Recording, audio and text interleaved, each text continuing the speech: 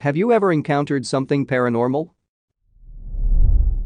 Night before last, I had just finished taking a shower. It was 1:30 a.m. I was walking out of the bathroom, all I had was my phone for light in one hand and my pile of dirty clothes in the other. I was walking across the living room to the laundry room that's past the kitchen. 2 steps into the living room, I hear someone whisper my name loudly in my ear. I flip out and turn around, looking for whoever said it. There's no one in the pitch black darkness, and everyone else is asleep. I nope straight to the laundry room, throw my clothes in there, run back to the hallway, into my room, and start fleabing praying. My house isn't known for paranormal stuff, but in the last few years, we've had incidents with shadow people and disembodied voices. One event of disembodied voices was when my mom and I were cooking. My brother was out for a jog. I'm cutting the meat into strips and my mom is cutting the bacon. Carne su jugo. We hear what sounds like my brother singing in the shower hitting a high note. He liked to sing in the shower and was in choir. I make a joking comment about how there he goes again. 3 minutes later he walks in the front door from his jog. Nope. I attended a year of post-secondary at a very small, not well-known school. I lived in the dorms for a semester. In the dorms, the doors only locked from the inside and the hallway lights were on a motion sensor after 10 p.m. to save power. My roommate and I were in our room with the door locked and I was sitting at my desk writing a paper last minute with only my laptop screen for light because my roommate was trying to get to sleep. I was proofreading my paper at around 2:15 a.m. and closed my eyes for what I perceived as a second to give them a rest, and when I opened them, my computer screensaver had blacked out my screen. It was set for 15 minutes. In the dark, I heard my roommate thrashing in his bed and gasping into his pillow. It sounded like he needed air, so I said out loud, "Hey Mark, you okay?" And as soon as I said it, I heard him gasp like he just came up for air in a swimming pool. As I said this, I bumped my mouse and the screen came on. The next 2 events happened so fast that for the longest time, I was not sure of the order. Our door slammed open, it had been locked very hard, and I heard footsteps run down the hallway to the right. Again, these 2 things happened almost immediately after I spoke and the screen came on. I opened the door to see who it was and thought I still heard footsteps in the hall. The hall lights were off, nothing had tripped the motion sensors, and only came on as I stuck my head out of the door. The guys across the hall asked me who had slammed a door and was running, and I had no answer for them. When I turned back into the room, Mark asked me why I thought it would be funny to hold his pillow over his face and try to suffocate him. Again, I had no answer. I explained things as I remembered them to Mark and he got the chills. We both asked to be transferred to another dorm room. My first home I was born and raised in always felt like something to call home during the day. But at night, it seemed like there was always something around the corner or right behind you. I felt it, my cousins felt it, and my parents always ignored it. Weird stuff will always happen, like doors opening and slamming themselves waking me up, but that wasn't the least of my concerns. One time at night, I was reading a book while laying down on my floor with half my body in my closet, IDKY, and the power went off. Immediately, chills ran down my spine. Almost a second later, I heard a deep-toned growling right behind me and ran crying to my mom, knocking over a lot of stuff. It was pitch black. She yelled at me when the lights turned on and didn't believe me. I begged her to let me sleep with her that night because I just didn't feel safe at all in the fleabing room. I had no other choice but to just try to think it was my imagination and sleep in there anyways. I woke up to my head hitting my bed frame and my right leg being dragged into my closet. God fleabing darn, I'm getting chills just remembering this. I knew someone was in there and wanted me to look at it, but I didn't. I screamed my lungs out and ran straight to my mom and cried all night telling her what happened. She got mad at me for waking her up and being a girl. My family is rather tough, I guess you can say. That night, I slept at the foot of her bed shaking, trying to only look towards my mother because I just had this haunting feeling of someone or something standing right behind me, just staring. A bunch of other stuff happened in that house, but that was by far the most terrifying for me. This is my first ever post on Reddit. It seems so cliché to start by saying, I don't believe in ghosts, but that's where I'm coming from. Here goes. A few years ago, I moved into an old 1-bedroom apartment in Melbourne, Australia. This was the first time I had moved into my own place, and it was nice to not have crappy stealing roommates. The apartment block, which only had 8 units, was built in the 1930s. It was moldy, and the rent was interestingly cheap. The first few months go by without a hiccup, and I'm enjoying living in this place. I come home from work one day and I go into my bathroom. Something catches the corner of my vision. The board which covers the manhole on the ceiling, that has access to the small attic space, is broken in two pieces on the ground. I remember standing there for about 2 minutes trying to make sense of it. I examined the two broken bits of wood. The wooden board is about an inch thick and would have taken Bruce Lee to break it in half. My initial thought is that the landlord may have sent an electrician around without informing me, and they might have been working in the attic space and broken the board, if that makes sense. But the more I think about it, the less likely that scenario seems. Anyway, I take a couple of pictures and email them to the landlord, asking if anyone was in the property that day, with an undertone of me being a bit pissed off that she didn't tell me. I receive a reply at around 7:30 a.m. the next morning. Her email reads, "Please call me as soon as you are able to." I was worried thinking, darn, someone has broken in. I call her and she explains that her last two tenants said the exact same thing happened to them amongst other things, and she will send someone around to replace the wooden board. If I wasn't so busy with work, I would have thought more of it.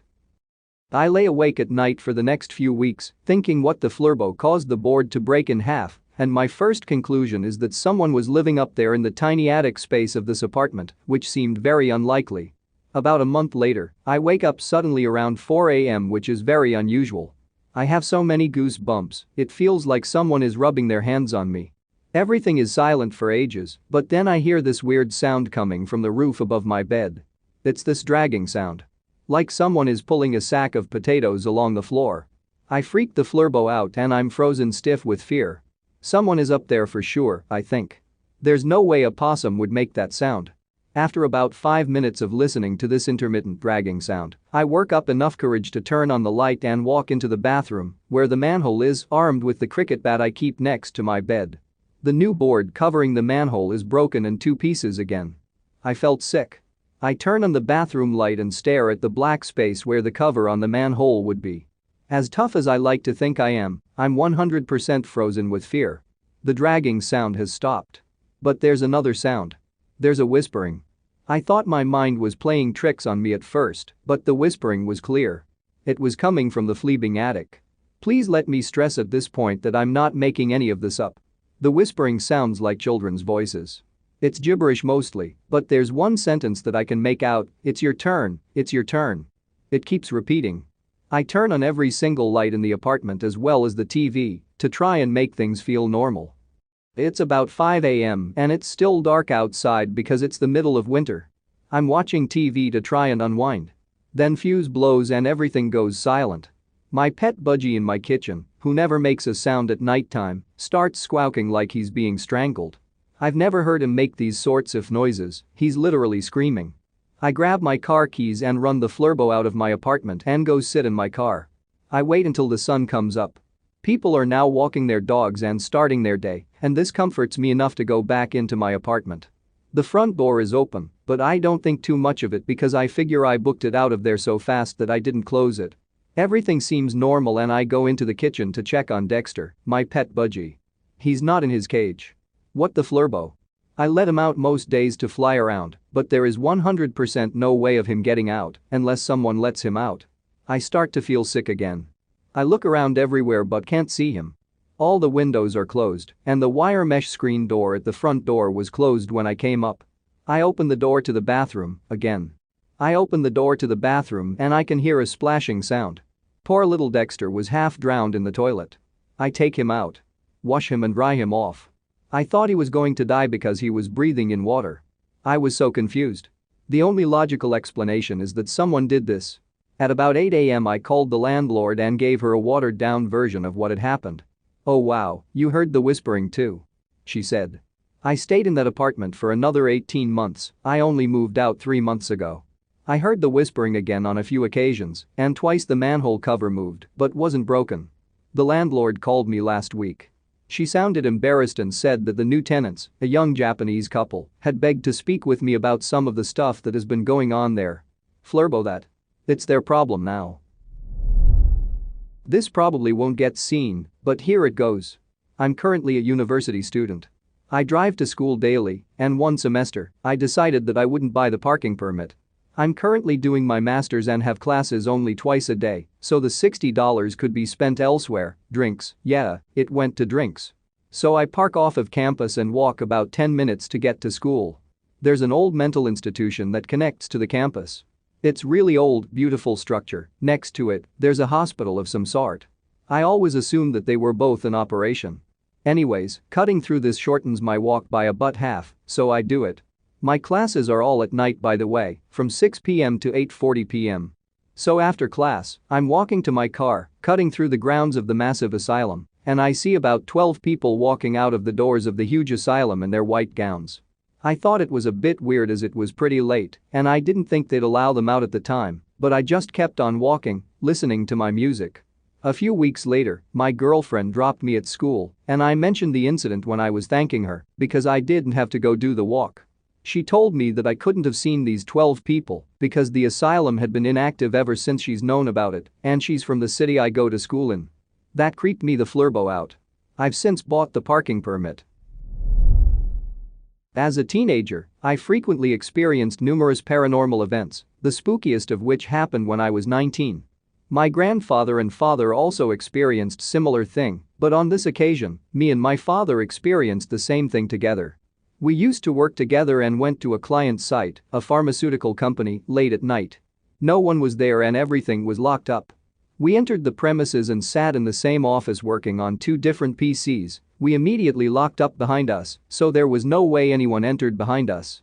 After half an hour of working, suddenly me and my dad looked at each other at the exact same time, and I could see the goosebumps on his arm from where I was sitting. I felt a deep chill across my entire body and had goosebumps all over. We both looked at the doorway and there stood a lady with a long white dress. There was no feet and she was floating. Sort of a featureless face. She shifted out of view down the hall. We promptly got up and peered down the hall, and there was nothing. A few moments later, I heard a woman's voice call my name, and at the exact moment, my dad yelped, "Did you hear that? I heard someone call my name." We got the flurbo out. Quickly. About the time I was 17 or so, a few friends and I were out at the beach making dry ice beer in the middle of the night. Probably midnight or so, we were quite delinquent back then. There were about 5 or 6 of us, and we were just chillin' having a good time, trying to make potholes in the ground with dry ice beer in the sand. It was a quite foggy night, which isn't too unusual considering I live on the northwest coast, Oregon, and it rains here 300 days out of the year. After 30 minutes or so of being rambunctious teenagers, we decide to walk down the beach a bit. After probably 10 to 15 minutes of walking, we hear a strange scratching grinding sound and stop and listen. Sooner than 20 seconds later, a tall figure emerges from the fog, adjacent to the ocean but between us and the ocean. It had to be at least 8 foot tall, and it was dragging a chain. Not just your average chain, but like a fleeing massive chain that looked like it was used for an anchor or something. The rings were probably a 8 to 12 inches long apiece, and it looked like they had to be at least an inch in diameter as well. Now, this chain wasn't short by any means, it was probably 40 to 50 feet long, and this dude was just dragging it in the sand behind him. In the middle of the night. We all sat there silently and I got the biggest shiver down my spine, and all my hair stood on end, and my breath seemed to escape me. We gathered watching the figure cross our path and make its way up the beach. It and the chain slowly faded out of sight. Well, that was fleabing creepy as heck, I thought. We then continued back down the beach to a shipwreck called the Peter Iredale, which is all but eroded by now, and took in the cool sea spray and enjoy the ominous whooshing of the serene ocean waves. We toss a couple dry ice bombs into the water and head back to our car, where we were parked probably half-mile up the shore. As we are walking, we hear that fleabing noise again. My heart thumps and I get the cold sweats. It was that fleabing thing again. Trudging that god-darn chain up the beach. It had to have been the exact same place where we saw it the first time. There were no drag marks in front of him, no footsteps, no indication that anyone had laid foot on the ground in front of him in the path it had previously walked. The sand was dry, and it wasn't washed over by waves or anything of the sort. We watch it for a moment, out of curiosity as to what the actual flurbo is going on. We stood there dumbfounded, watching the figure trudge through the sand with this unfathomably massive chain dragging behind it. It stopped dragging the Satan chain and stared directly at us, piercing our soul in the essence of our being. We stood there, jaw dropped, staring back at the shadowy figure. It begins to slowly march towards us, and we fleabing book it through the sand. I have never ran so fast in my life. We all pile into the car, bro turns the engine, and we fleabing floor it out of there, easily hitting 80 miles per hour on the straight stretch of the access road. Absolutely hold serious butt out of there. The entire time, I was staring out the back window of the car, some reason, expecting it to Terminator after us and catch up to us. Thankfully it didn't, and I never saw the shadowy figure again. It was the strangest, most heart-wrenchingly terrifying thing I have ever experienced. None of us were on any drugs. We were all straight-edge kids, clean as a whistle. Freaking shadow figures and their chains, scaring kids. Shame on them. A week or so later, a friend of ours who wasn't there with us that night told me that people used to practice black magic in the dunes there and that there were artifacts of demonology and inverted crosses scattered about. I called Butter Robot on his accusations of such occurrences. Turns out it was true. I went to the mom and asked her about it, and she said she had heard similar stories. So, naturally, we looked into it a bit and then went out to search for said black magic devil worshipping sites. We were able to find some inverted crosses, which were made of some sort of metal that was all but rusted over, and concreted blocks. Probably a cubic meter in size in a few different places, holes bored through them and metal rings inserted through them, as if to be an anchor point. I put 2 and 2 together and theorized that fleabing chain was at one point connected to these blocks in the dunes, for Lord knows what purpose. I assume that creature was of black magic demonology and will never set foot in those fleabing god-forsaken cursed dunes of devilry again. Edit. Turns out, this is in the Oregon Ghost Stories book.